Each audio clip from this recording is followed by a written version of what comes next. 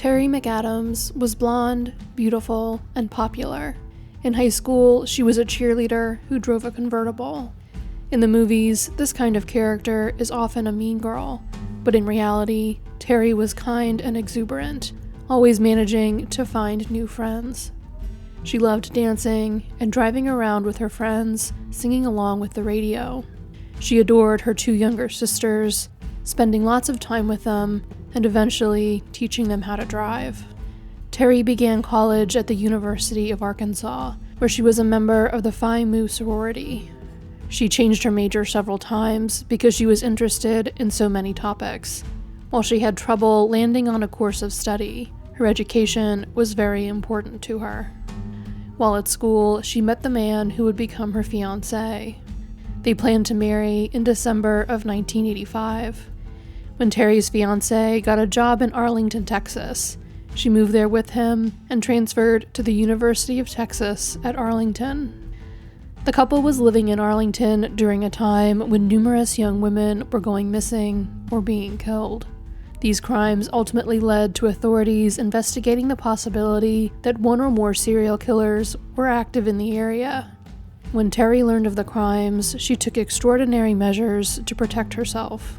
She quit her job in the city of Irving because it required her to work late enough that she had to drive home in the dark. She rarely left her apartment after dark, even to go buy groceries.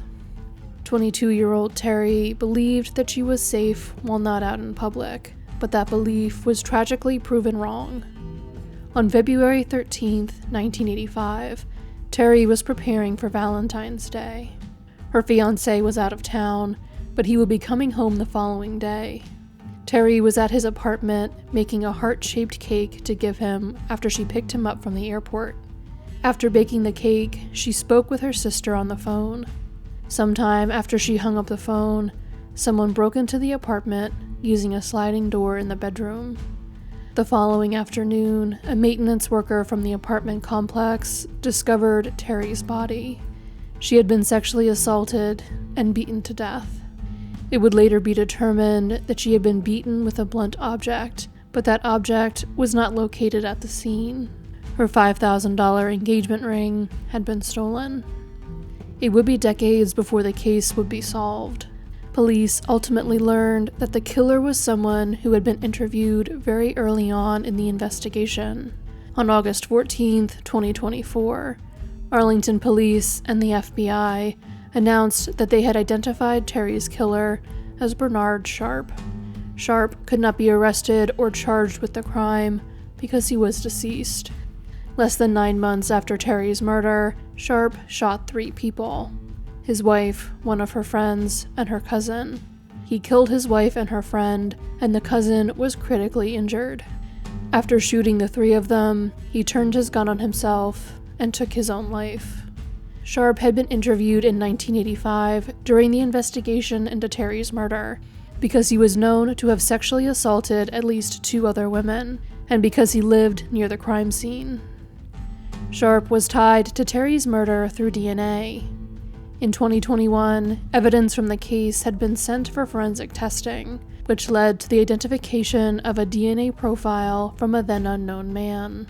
Detective Devin Kofer of the Arlington Police Homicide Unit was assigned to Terri's case in January of 2024. He worked with the FBI in Dallas, who had begun using investigative genetic genealogy in the case the previous August. This effort eventually identified Sharp as a potential suspect. Since he was deceased and could not provide a DNA sample, Detective Kofer contacted his family instead. He traveled to visit a close genetic relative of Sharp. This relative is not being identified to protect their privacy, and the only information made public about them is that they live outside of Texas. This relative provided a sample of their DNA. Testing of this sample confirmed that Sharp would be a genetic match to the crime scene DNA. Terri's parents passed away before her killer was identified, but Terri's 2 sisters, brother-in-law, and stepmother attended the press conference declaring her case closed. Terri's younger sister Karen said during it, "Terri was an amazing girl, beautiful and full of life. She was a friend to everyone. To know her was to love her. As I stand here today, I know that she and my mom and dad are smiling down on this miraculous moment.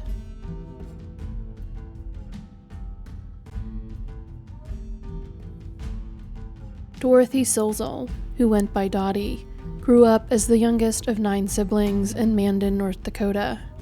She was very popular with her nieces and nephews.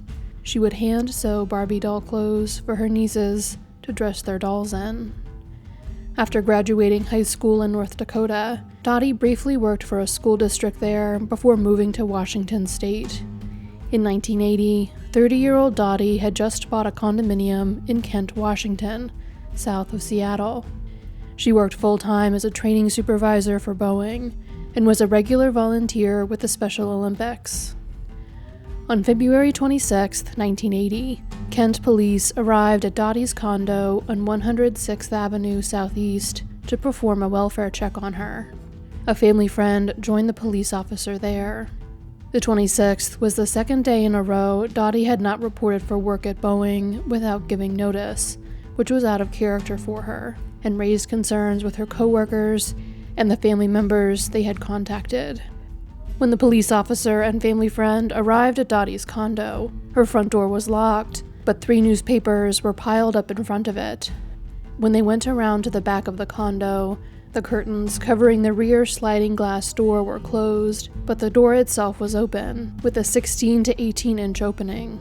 Later investigation by crime scene technicians would show that the screws connecting the locking anchor to the door were loose, which allowed the door to be opened. Inside, they found Dottie's nude body on the floor of a room on the 2nd floor. A brown bathrobe had been tied around her lower left arm and hand. The King County Medical Examiner's Office later determined that Dottie had been strangled to death. She had also suffered blunt force trauma to the head. Dottie's body showed signs of lividity, meaning she had been dead for some time before her body was discovered. She had last been seen alive 3 days earlier, on February 23rd. She was seen leaving Gaetano's Pizza sometime after 10 p.m. In addition to working full-time at Boeing, Dottie also worked part-time as a waitress at the pizza place.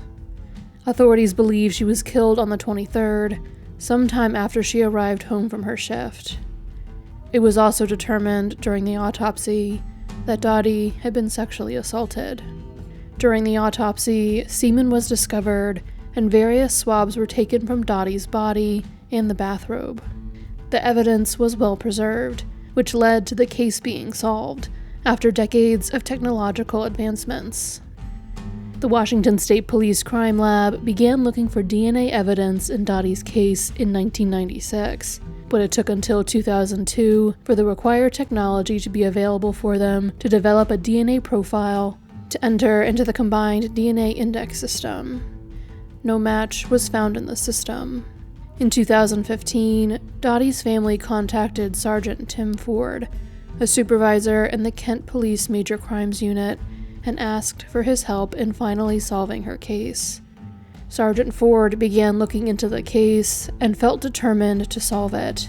His assignment changed over the next few years, but he brought the box of files connected to Dottie's case with him wherever he was assigned. He had planned to retire in March of 2024, but he continued working because Dottie's murder had not yet been closed.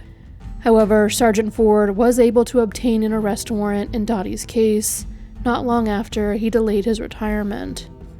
On August 20th, 2024, 65-year-old Kenneth Dwayne Kundert was arrested at his rural home near Clinton, Arkansas, and charged with first-degree murder in connection to Dottie's case. Kundert was identified thanks to genetic genealogy. In March of 2022, senior forensic genealogist Misty Gillis began trying to find relatives of the contributor of the DNA found at the crime scene at Sergeant Ford's request. Using the GEDmatch and Family Tree DNA databases, she eventually identified 11 potential suspects. All of the 11 men were first cousins. Police began investigating these individuals to see which of them left their DNA at the crime scene. 2 of these 11 men were brothers, Kurt and Kenneth Kundert. Kent police began their investigation into the 2 of them in September of 2023. At that time, both of the brothers were in custody in Arkansas for an unrelated assault. The sheriff's office in Arkansas agreed to help facilitate interviews and obtain voluntary DNA samples from the brothers. Kurt agreed to provide a sample of his DNA. Kenneth did not. Testing showed that Kurt's DNA was not a match to the DNA at the crime scene. During his interview, detectives noted that Kenneth was smoking and would put his used cigarette butts in his pocket rather than throw them out. Kenneth Kundert lived a very nomadic lifestyle, so confirming his whereabouts at the time of Dottie's murder was difficult. Employment records show that Kenneth worked in Seattle and Snohomish County in 1987, but records from before that year were unavailable. Investigators have discovered information that Kenneth lived with his brother Kurt in an apartment just 1,200 feet away from Dottie's condo at the time of her murder. On March 22, 2024, Kent police detectives flew to Arkansas to conduct surveillance on Kenneth Kundert. They witnessed him smoke an all-white cigarette in his truck in a Walmart parking lot and put the butt of the cigarette into a receptacle outside of the store when he was finished. They collected the contents of the receptacle and tested the 3 all-white cigarette butts they found for DNA. The DNA profile extracted from one of them was a match to the DNA at the crime scene. This match allowed investigators to obtain the warrant for Kundert's arrest and for a formal DNA sample. Kundert has convictions and arrests for misdemeanor offenses in 4 states. Kundert's bail has been set at $3 million. He was initially fighting his extradition to Washington state, but has since waived his right to. On August 25, 2024, more than 24 of Dottie's family members, in town for the press conference on the 28th that would announce Kundert's arrest, gathered at her grave in Washington state to remember her and share their gratitude for the work of the Kent Police Department, especially that of Sergeant Ford.